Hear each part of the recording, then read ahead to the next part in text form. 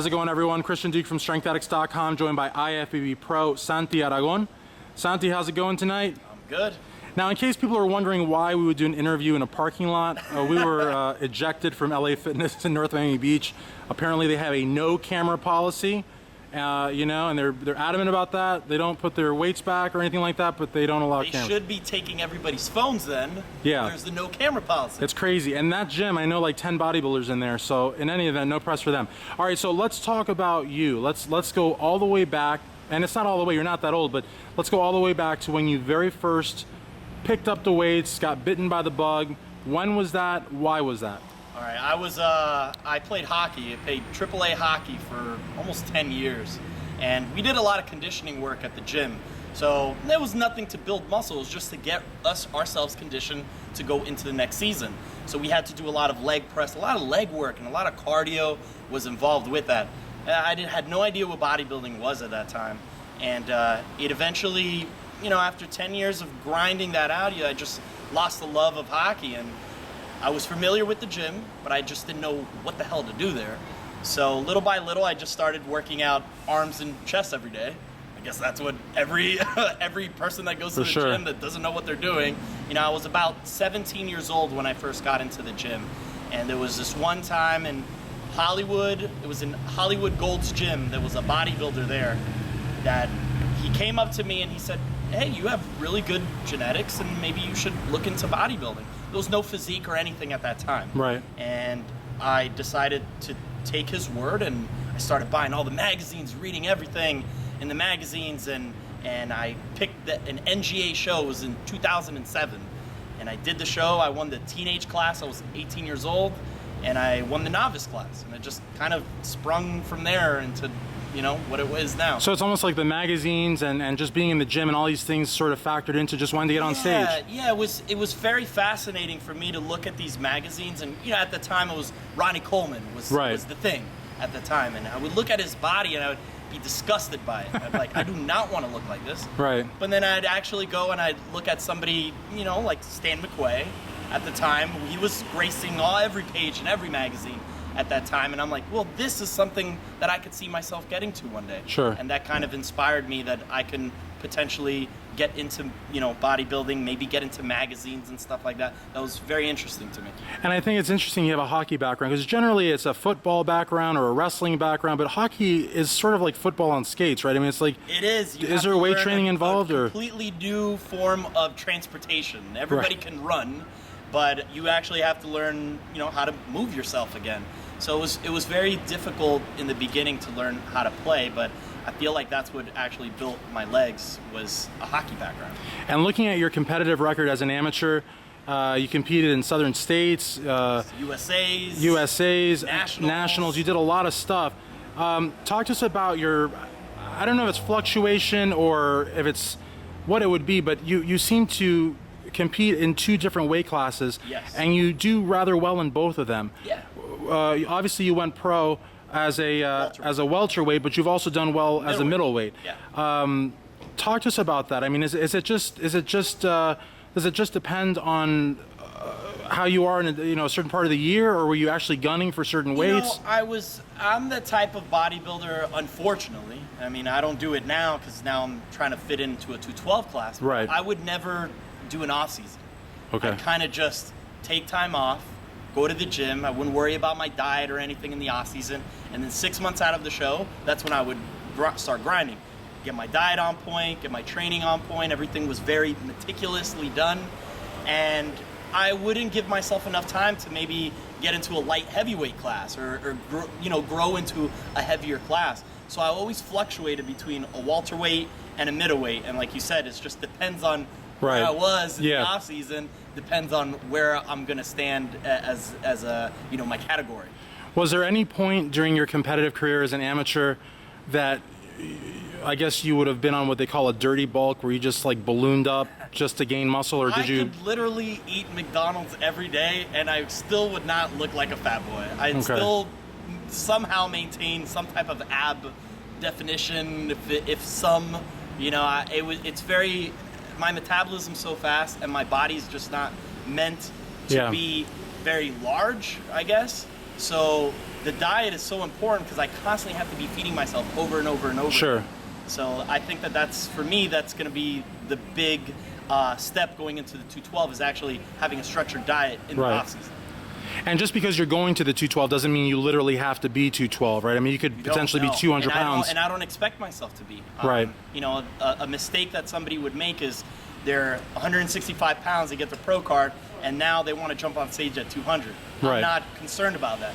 I'm just concerned about maybe jumping on stage looking like a middleweight, right, but having the condition that I got my pro card at as a welterweight. Sure. And I think that just that in itself would blow some minds, considering that, okay, in 1 year he went from 165 to 180. Right. It's a huge jump, but most people don't know that I'm usually a middleweight.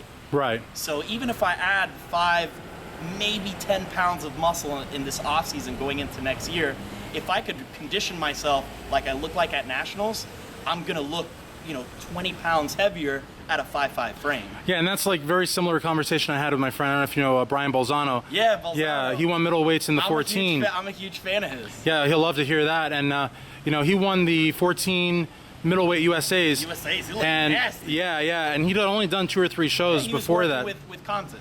Yeah, unofficially, yeah. Unofficially. And so I guess, now that you do have the pro card, it sounds like you're very level-headed, you're very grounded, you don't want to put on a ton of weight in a short amount of time. Before we move on to what you want to do as a pro, and of course that win at nationals, I really want to go back to this dirty bulk issue just real quick. What are your thoughts on it if you could do a dirty, like for instance, like Lee Priest back in the day would go to KFC and just eat nonstop, but would he actually gain any muscle? But at the same time, look at Lee Priest. Did you ever see him with a ripped ass, ripped hams? No, never. Right. I mean, he's known for arms, but I don't know about glute ham tie-in. He looked phenomenal from the front, but as soon as in today's standards, that would not win shows. Right. It's a little bit different now. The standards are completely different than it was back in the 90s and early 2000s. Absolutely. Somebody like Sean Ray. There was times where he looked phenomenal from the front and back, but just that extra 5 pounds of conditioning that you need was not apparent at that time. Mm-hmm. Now with the dirty bulk, I feel like if I have control of my weight and control of my body fat, then I could easily grow into a show. I don't have to worry about only coming down. I could come down but also go up at the same time if I control my body fat in the off season. Sure. Yeah. So talk to us about going into that Nationals win. Who did you work with? What was it like getting on stage? I mean, the Nationals and USAs, to me, honestly, not to crap on any other shows, but they've always been the hardest ways to go pro. Yeah, they're a lot harder than Team U and North America. USA's is tough. I did it 2 years prior to doing my first Nationals last year. And USA's is tough because, for me at least, because of the travel. I mean, I'm traveling across the country. It's tough with the food. You're holding water going across. The nerves are, crazy. You're in an unfamiliar place. And last year, I made the decision to do Nationals as soon as they said it's in Miami. I felt like I had an upper hand against other competitors because it was in my hometown. It's your hometown, yeah. It was in my hometown, and I didn't have to move. The stress level was a lot less. Right. I worked with Stan again, and this time with Stan, it was a little bit different when we prepped for this show than any other show years prior, because I didn't know I was going to compete again. I was actually considering ending bodybuilding last year. A lot of people are going to hate me for this, but I actually considered doing physique at that time. Well, I don't know if you're going to hate you or not, but I mean, it's pretty undeniable that it is ridiculously popular. It is popular, and they do come, I have to say, they do come in a lot better condition than bodybuilders today. And I understand that they're smaller, but it doesn't matter. You're still a professional. Right. You still have to come out there with professional level conditioning. And with that being said, I didn't know what my plans were. And when Stan got a hold of pictures of me, he pretty much said, well, if you want to do physique, you got to stop training arms, you got to stop training shoulders, all these things. And I'm like, well, deal breaker, training is going to be boring. Training's going to suck.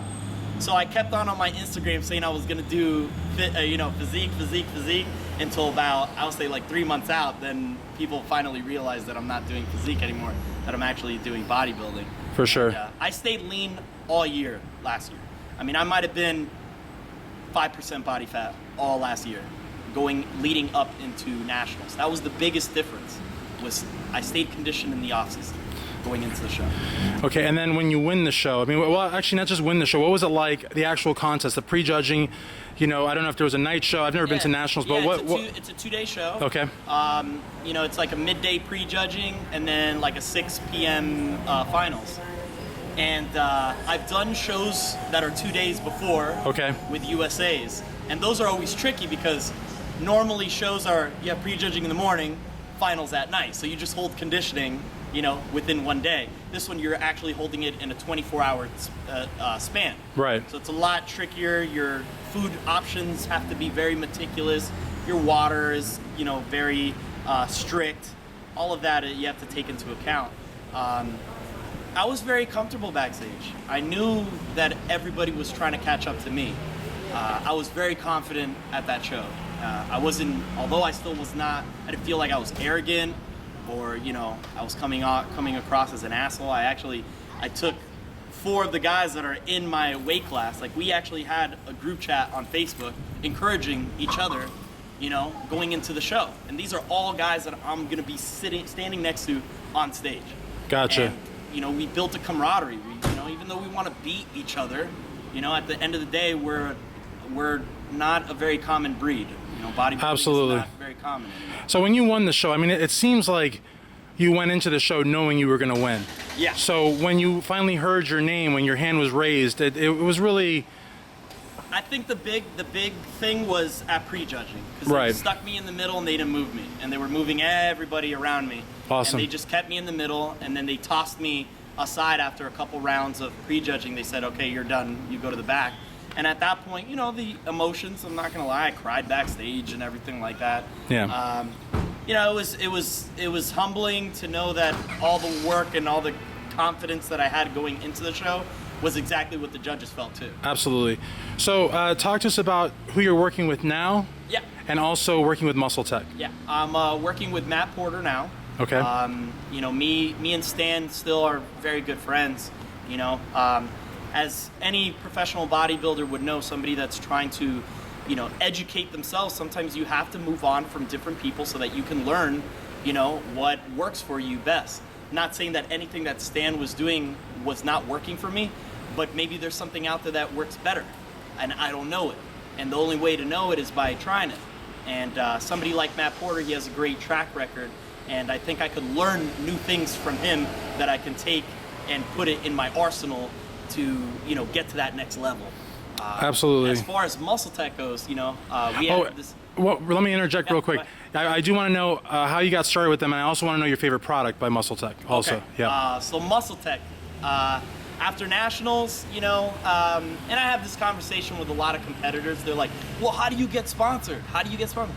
Dude, you got to hustle. Right. There's no more handouts in bodybuilding. There's no more handouts. If there ever were, they're long gone. Yeah. A bodybuilder nowadays, you just go on Instagram, you type in #bodybuilding, you have 1 million bodybuilders. Absolutely. So you have to hustle. You have to write a resume. You have to send it off to all these companies and hope that, you know, you're what they're looking for.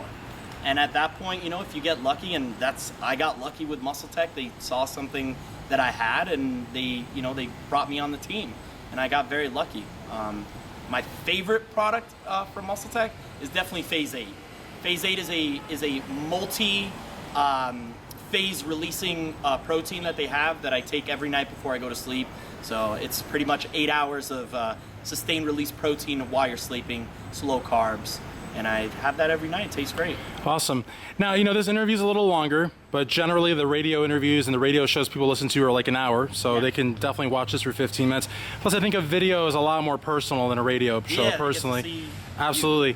So what I want to do with you now is I want to do a little word association, but before I do that, I know a lot of people know you from Geared Up, and I think right now, one thing I will say about Geared Up is that I think it's probably the most popular show, bar none, of all in bodybuilding, and I'm putting it up against anything from like Pro Bodybuilding Weekly to the MDs to just anything. It really, even RX Muscle, which has a lot of great programs.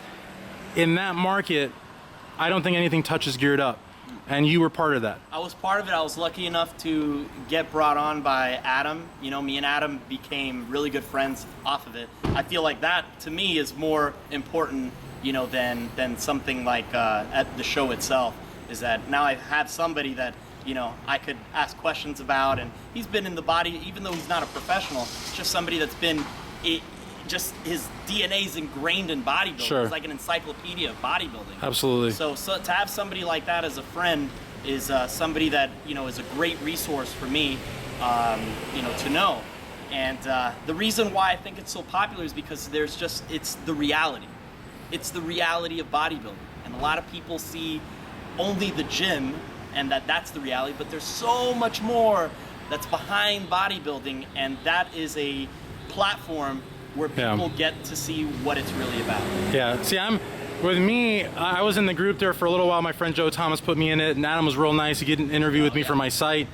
But I'm not the right kind of person to be in the geared up group because I'm too sensitive. Yeah. So I think one post I wrote a little too much, and Adam's like, this is way too long-winded. I was like, fuck this shit, and I just left the group, you know? But he's a good guy, though, and you got to respect someone that is straight with you, because there's so many bullshitters, and I would much rather have someone, you know, be straight up with me than that. I just like to do my own thing, but I think he does a great job.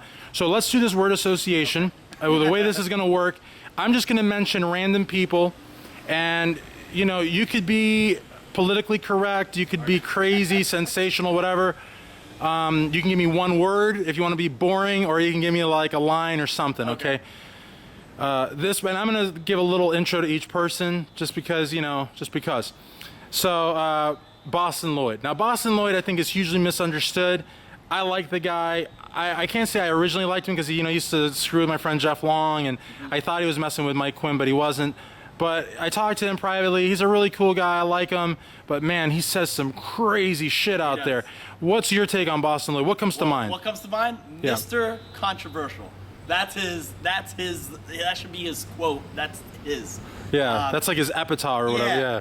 Does he say the truth about what bodybuilding's about? Yes. Do I believe that the things that he talks about are a little bit blown out of proportions? Yes. So you got to find that middle ground. You got to see what it is, you know? And again, Boston is the type of person that will put out there what is going on. But again, at the end of the day, it's the athlete, it's the bodybuilder's responsibility to do research on whatever he talks about. You can't just take what somebody like him says and not do the necessary research yourself before just saying, well, it's Boston Lloyd, so I got to believe what he says. Well, you got to do some research behind it, you know? But I do have to say that I respect the fact that he's like the only person in bodybuilding that has the balls to say half the shit that he does. But I won't be able to do it. Okay. I won't be able to do it. Now, I don't know that we're going to ever see Boston Lloyd win a Mr. Olympia or win the Arnold or anything like that, or even turn pro. I mean, he might, but I don't think we will. Let's talk about someone that really could win that Olympia title one day. What are your thoughts on Jason Genova? Jason, I'm a fan of his YouTube page. Yeah, I do very interesting. Go on there quite often and watch his videos to get just a laugh, you know? Yeah. At the end of the day, you gotta just laugh because, you know, the kind of the shit that he says is ridiculous, but he loves body. You could tell he loves body. Oh, he does, absolutely. He will drive 50 miles to get to whatever bodybuilding pro is gonna be there that says, I want to train with you. Absolutely. So you have to at least respect that. Okay, let's talk about a guy that probably can't get in most doorways on this rock we call Earth. What's your take on Big Ramy? Big Ramy, he needs conditioning. He needs help. Yeah, I mean, he needs help. You know, I do watch and I listen to all of the RX stuff online where they speak about Ramy and you know, the whole controversy between Farah and Aceto and Dennis James and all these crazy things that are going on, and you know, he hasn't found the formula.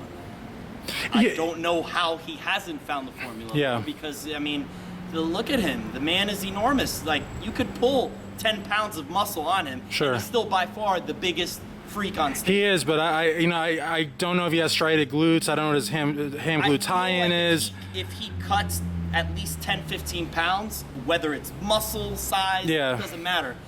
He'll have those glutes, he'll have those hands, and he'll still be the biggest person on stage. And his waist isn't incredibly blocky, it's not incredibly big, it's just, he just looks like he's just too big. He will be and I will say, one day he will find that formula. Yeah. He will become Mr. Olympia, and he will be untouchable because he's the biggest guy ever in bodybuilding. So. Absolutely. And then, what kind of interview would this be? Like, if I don't ask you this, in your eyes, right? In my eyes, it's Phil, but in your eyes, who should be or who is Mr. Olympia? Is it Phil Heath or is it Kai Greene? And let me add something to that. If it is Phil Heath, what does Kai Greene have to do to beat him? If anything. It's tough. That's a tough one because I feel like Kai Greene looks different every year. Okay. And that's the problem. I liked Kai Greene's physique when he was weighing about 230, when he was doing like the Keystone Classic, and he was doing like all these smaller shows. The $10,000 shows, yeah. Yeah, where his conditioning was just mind-blowing. He looked like, I don't even have words to say what he looked like. Sure. But the size wasn't what it is now. Right. Now, with that being said, I feel like it disrupted his whole flow of his physique. You know, he had a physique where he would go on stage and you're like, that's a beautiful physique. Right. Conditioning and just the way that it flows. Now I can't necessarily say that he has a beautiful physique. Do I still respect the fact, that he comes in huge, he's still conditioned, all of that. But the flow itself is gone. And that's why I have to go with Phil Heath, because even though last year he kind of, in my opinion, he wasn't 100% at all. Yeah. He still had a lot more flow. His physique is more aesthetically pleasing, if I could, say that about Phil's physique. It sounds like pretty messed up to say what I'm going to say, but I think you're saying it also in a way. For Kai to win, it's almost going to require Phil to be off. I mean, I don't know that. It's going to require Phil to be off, and it's going to require him to lose about 15 to 20 pounds of size. Okay. All right. Fair enough. He has to go with a different look. Fair enough. Obviously, this is not working for him. Fair enough. Okay. So just to wrap up, where can people find you on social media if they want to? On Twitter, it's Santi Aragon. On Instagram is @IFBB_Santi. And Facebook, you just Santi Aragon. Awesome. Thank you so much for taking the time. For IFBB Pro Santi Aragon, Christian Duke, StrengthAddicts.com.